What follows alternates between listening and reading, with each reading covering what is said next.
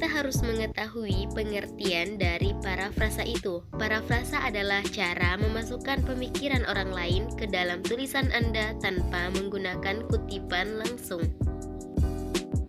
Bagian pertama, memeriksa kutipan. Dalam memilih kutipan, jangan berusaha memparafrasakan terlalu banyak informasi sekaligus. Fokuslah pada kalimat yang paling efektif dalam mendukung ide atau argumen Anda, dan padatkan menjadi satu pernyataan parafrasa. Jika ingin menggunakan teks yang lebih panjang, sebaiknya tulislah secara ringkas.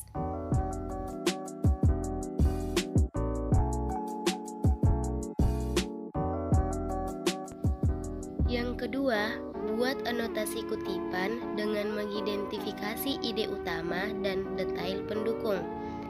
Tentukan apa yang disampaikan penulis seperti poin atau argumen utama. Kemudian, catat bagaimana mereka mendukung ide tersebut.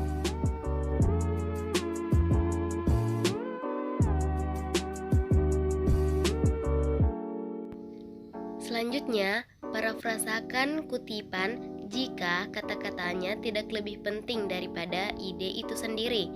Jika Anda bisa mengekspresikan ide yang sama dengan kata-kata berbeda, sebaiknya gunakan parafrasa. Ini memastikan kata-kata Anda lebih banyak dan Anda tidak perlu lagi memasukkan terlalu banyak kutipan.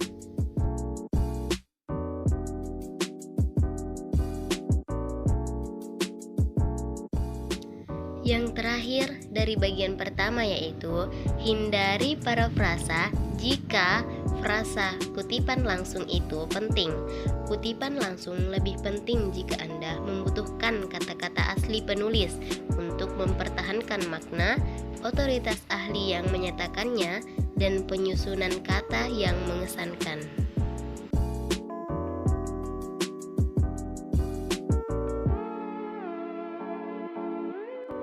Bagian kedua, menggunakan kata-kata sendiri. 1. Baca lagi kutipan yang akan digunakan. Anda harus benar-benar memahami kutipan sebelum bisa membuat parafrasanya. Dalam beberapa kasus, kutipan harus dibaca berulang kali.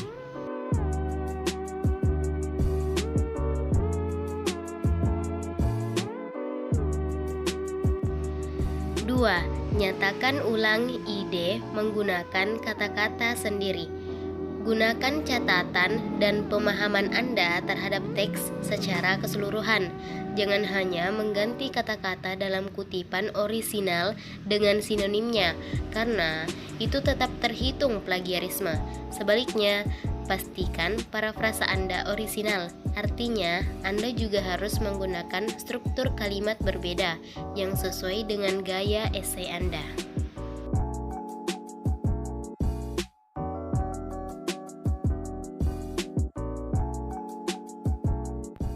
Selanjutnya, bandingkan parafrasa Anda dengan kutipan asli. Baca kedua kalimat tersebut dengan bersuara dan pastikan idenya sama, tetapi kata-katanya berbeda. Parafrasa harus cukup beda supaya tidak termasuk plagiarisme, tetapi tidak menyimpang dari maksud si penulis.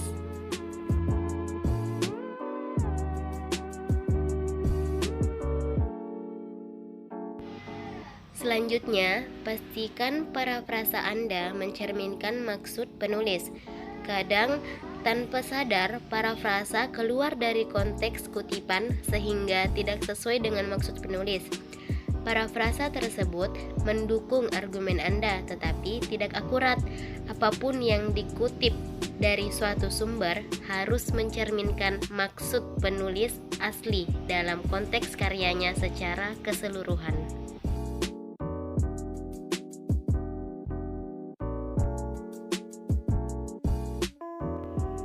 Yang terakhir dari bagian kedua yaitu jangan menggunakan tanda kutip pada parafrasa. Oleh karena parafrasa ditulis dengan kata-kata Anda sendiri, tidak perlu menggunakan tanda kutip untuk mengapitnya. Tulis saja seperti bagian teks lain yang menggunakan bahasa Anda sendiri.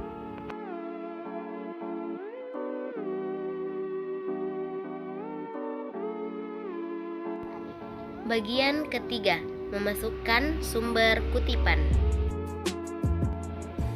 1. Periksa panduan gaya kutipan yang diinginkan instruktur. Panduan yang paling populer adalah MLA, APA, dan Chicago Style. Anda harus mengikuti panduan ketika menyertakan sumber kutipan, baik berupa parafrasa dalam teks maupun halaman sumber di akhir makalah.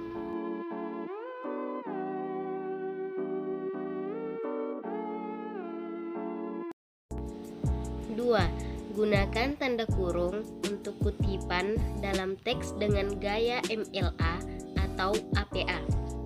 Anda harus menyertakan sumber parafrasa tepat setelahnya. Masukkan informasi publikasi dalam tanda kurung setelah parafrasa.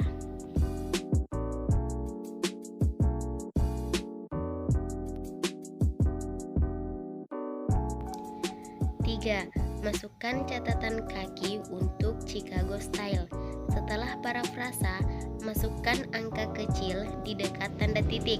Kemudian, gunakan alat format di program prosesor kata untuk memasukkan catatan kaki di bawah halaman.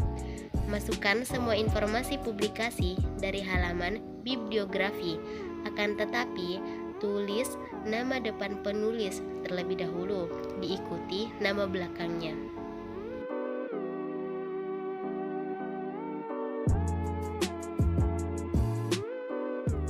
Adapun yang terakhir pada bagian ketiga yaitu buatlah halaman karya yang dikutip, referensi, dan bibliografi.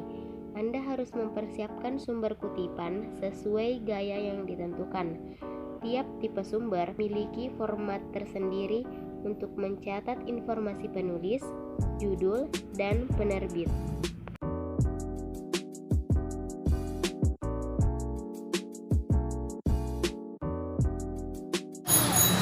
Nah, bagaimana teman-teman? Udah tahu kan cara memperfasakan bahan kutipan? Semoga video ini bermanfaat bagi teman-teman sekalian. Dan terima kasih telah menonton video ini. Assalamualaikum warahmatullahi